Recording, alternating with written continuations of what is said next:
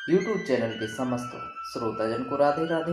शास्त्र प्रमाणित जानकारी को जानने के लिए यदि आपने अभी YouTube चैनल को सब्सक्राइब नहीं किया तो प्लीज़ सब्सक्राइब करें ताकि समय समय पर आपको शास्त्र अनुसार जानकारी प्राप्त होती रहे। सोमवार व्रत कथा।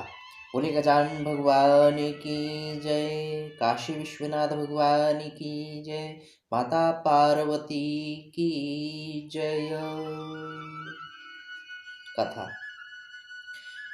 एक बहुत धनवान साहूकार था जिसके घर धन धान्य आदि किसी भी प्रकार की कमी नहीं थी, परंतु उसको एक दुख था कि उसको कोई संतान नहीं थी। वह इसी चिंता में दिन रात रहता था। वह पुत्र की कामना के लिए प्रति सोमवार शिवजी महाराज का व्रत व पूजन किया करता था तथा सायंकाल को शिव जी के मंदिर में जाकर के शिव जी के श्री विग्रह के सामने दीपक जलाया करता था। उसके इस भक्ति भाव को देख करके एक समय श्री माता पार्वती ने शिव जी महाराज से कहा कि महाराज, यह साहूकार आपका अनन्य भक्त है और सदैव आपका व्रत और पूजन बड़ी श्रद्धा भक्ति के साथ करता है, इसकी मनोकामना पूर्ण करना चाहिए। शिव जी ने कहा, हे पार्वती, यह संसार कर्म क्षेत्र है। जैसे किसान खेत में बीज बोता है वैसा ही फल काटता है, ठीक उसी तरह इस संसार में प्राणी जैसा कर्म करते हैं वैसा ही फल भोगते हैं।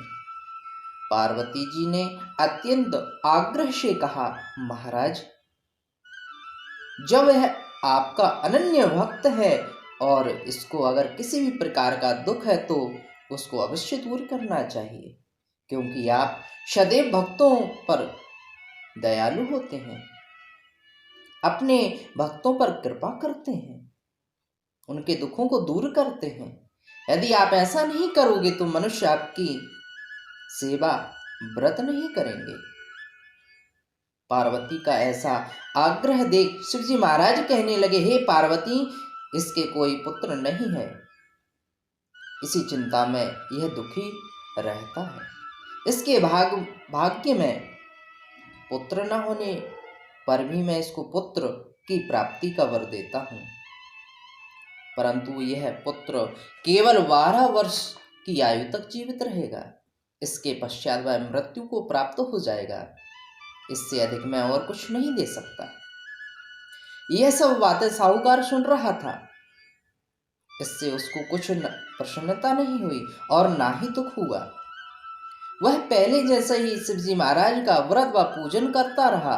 कुछ काल व्यतीत हो जाने पर साहूकार की स्त्री गर्भवती हुई और 10वें माह में उसके गर्भ से अति सुंदर पुत्र की प्राप्ति हुई।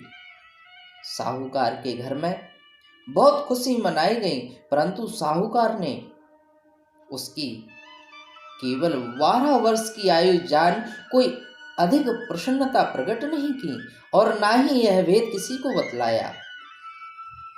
जब वह बालक 11 वर्ष का हो गया तो उस बालक की माता ने उसके पिता से विवाह आदि के लिए कहा, तो साहूकार कहने लगा कि अभी मैं इसका विवाह नहीं करूंगा। फिर साहूकार ने अपने साले साहब अर्थात बालक के मामा को बुला करके उसको बहुत सा धन देकर के कहा, तुम इस बालक को काशी जी में पढ़ाने के लिए ले जाओ और रास्ते में जिस स्थान पर भी जाओ यज्ञ करते और ब्राह्मणों को भोजन कराते जाओ।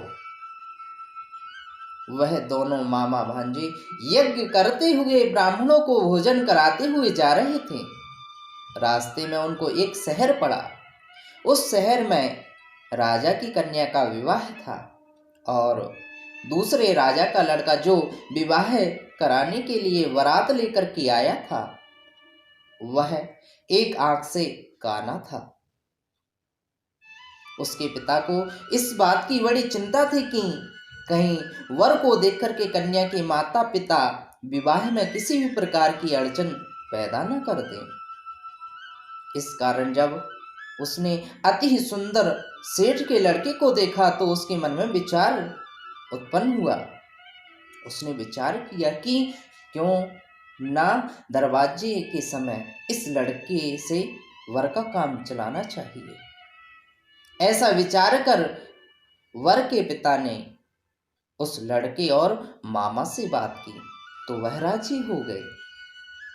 फिर उस लड़के को वर के कपड़े पहना कर तथा घोड़ी पर चढ़ा दरवाजे पर ले गए और सब कार्य प्रसन्नता से पूर्ण हो गया। फिर वर के पिता ने सोचा कि यदि विवाह कार्य भी इसी लड़के से करा लिया जाए तो क्या बुराई है। ऐसा विचार कर लड़के और उसके मामा से कहा, यदि आप फेरों का तथा कन्यादान का काम भी करा दो तो आपकी बड़ी कृपा होगी। मैं इसके बदले में आपको बहुत सा धन दूंगा। तो उन्होंने स्वीकार कर लिया। विवाह कार्य भी बहुत अच्छी तरह से संपन्न हो गया। परंतु जिस समय लड़का जाने लगा तो उसने राजकुमारी की चुनरी के पल्ले पर लिखा कि तेरा विवाह तो मेरे साथ हुआ है, परंतु जिस राजकुमार के साथ तुमको भेजेंगे वह एक आंख से काना है। मैं काशी पढ़ने के लिए जा रहा हूं। लड़के के जाने के पश्चात राजकुमारी ने जब अपनी चुनरी पर ऐसा लिखा हुआ पाया तो उसने राजकुमार के साथ जाने से मना कर दिया और कहा कि यह मेरा पति नहीं है, मेरा विवाह इसके साथ नहीं हुआ, वह तो काशी जी पढ़ने गया है। राजकुमारी के माता पिता ने अपनी कन्या को विदा नहीं किया और बारात वापस चली गई। उधर सेठ का लड़का और उसका मामा काशी जी पहुंच गए। वहां जाकर के उन्होंने यज्ञ करना और लड़के ने पढ़ना शुरू किया। जब लड़की की आयु 12 साल की हो गई तो उस दिन उन्होंने यज्ञ रचा कि लड़के ने अपने मामा से कहा, मामा जी आज मेरी तबीयत कुछ ठीक नहीं है। मामा ने कहा अंदर जाकर के सो जाओ। लड़का अंदर जाकर के सो गया और थोड़ी देर में उसके प्राण निकल गए। जब उसकी मामा ने आकर के देखा तो वह मुर्दा पड़ा है। तो उसको बड़ा दुख हुआ और उसने सोचा कि अगर मैं अभी रोना पीटना मचा दूंगा तो यज्ञ का कार्य अधूरा रह जाएगा। अतः उसने जल्दी से यज्ञ कार्य समाप्त कर ब्राह्मणों को जाने के बाद रोना पीटना आरंभ किया, रोदन करने लगा। संयोगवश उसी समय शिवजी महाराज माता पार्वती उधर से जा रहे थे। जब उन्होंने जोर जोर से रोने की आवाज सुनी तो पार्वती जी कहने लगी, महाराज कोई दुखिया रो रहा है, इसके कष्ट को दूर कीजिए। जब शिव पार्वती ने पास जाकर के देखा तो वहां एक लड़का मुर्दा पड़ा है, मृत अवस्था में पड़ा है। पार्वती जी कहने लगी, महाराज यह तो उसी सेठ का लड़का है जो आपके वरदान से हुआ था।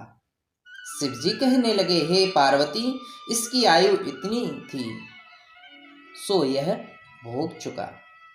तब पार्वती ने कहा, हे महाराज इस बालक को और आयु दो, नहीं तो इसके माता पिता तड़प तड़प कर मर जाएंगे। पार्वती जी के बार बार आग्रह करने पर शिवजी महाराज ने उसको जीवन वरदान दिया और शिवजी महाराज की कृपा से लड़का जीवित हो गया और शिव माता पार्वती जी कैलाश की ओर चले गए। वह लड़का और मामा उसी प्रकार यज्ञ करते तथा ब्राह्मणों को भोजन कराते अपने घर की ओर प्रस्थान कर जाते हैं। रास्ते में उसी शहर में आए जहां उनका विवाह हुआ था। वहां पर जाकर उन्होंने यज्ञ आरंभ कर दिया। तो उस लड़के के ससुर ने उसको पहचान लिया और अपने महल में ले जाकर के उनकी बड़ी खातिर की। साथ ही बहुत से दास दासियों सहित आदर पूर्वक लड़की और जमाई को विदा किया। जब वे अपने शहर के निकट आए तो मामा ने कहा, मैं पहले जाकर के खबर कर आता हूं। जब उस लड़के का मामा घर पहुंचा तो लड़के के माता पिता घर के ऊपर छत पर बैठे हुए थे और यह प्रण कर रखा था कि यदि हमारा पुत्र सकुशल लौट आया तो हम राजी खुशी नीचे आ जाएंगे, नहीं तो छत से गिर करके अपने प्राण दे देंगे। इतने में उस लड़के के मामा ने आकर के यह समाचार दिया कि आपका पुत्र आ गया है, तो उनको विश्वास नहीं हुआ। उसके मामा ने शपथ पूर्वक कहा कि आपका पुत्र अपनी स्त्री के साथ बहुत सारा धन लेकर के आया है। तो सेठ ने आनंद के साथ उसका स्वागत किया और बड़ी प्रसन्नता के साथ रहने लगे। इसी प्रकार से जो कोई भी सोमवार के व्रत को धारण करता है, शिव जी महाराज की कथा का श्रवण करता है, पढ़ता है, उसके निश्चित ही समस्त प्रकार के मनोरथ, मनोकामनाएं, इच्छाएं पूर्ण होती हैं। भगवान भूत भावन शिव जी महाराज, माता पार्वती, गणेश, गौरी की कृपा प्राप्त होती है। इस प्रकार से श्री भूत भावन, माता पार्वती, गणेश, गौरी का श्रद्धा भक्ति भाव के साथ पूजन अर्चन व्रत करें, समस्त प्रकार के मनोकामनाएं पूर्ण होगी। बोलिए काशी विश्वनाथ भगवान की जय।